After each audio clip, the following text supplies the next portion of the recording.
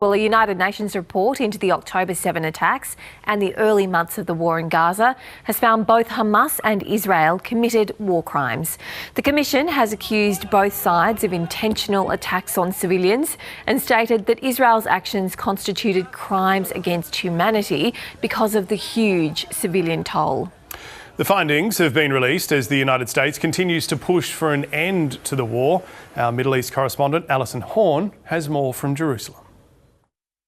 A UN Commission of Inquiry has been investigating the actions of both Hamas and Israel between October 7 and December 31 last year, concluding that Israel's actions have constituted crimes against humanity because of the immense civilian losses inside Gaza, and that both Israel and Hamas have committed war crimes, including torture, murder or willful killing, outrages upon personal dignity and inhumane or cruel treatment.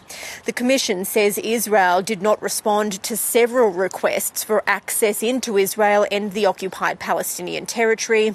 Israel has rejected the findings. Hamas didn't immediately respond.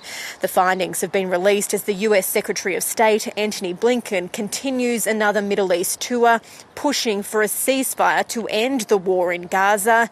The US says it's seen a response by Hamas to a ceasefire proposal, claiming Hamas has proposed numerous changes to the US-backed plan, some of them unworkable.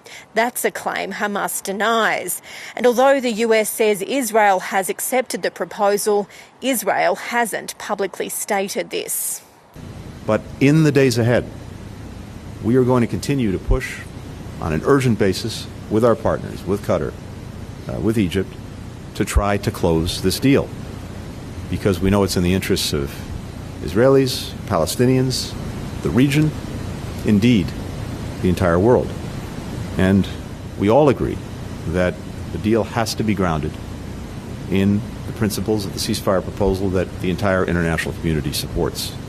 Key obstacles around any ceasefire negotiations have always been about the complete withdrawal of Israeli troops and having a permanent end to the war in Gaza.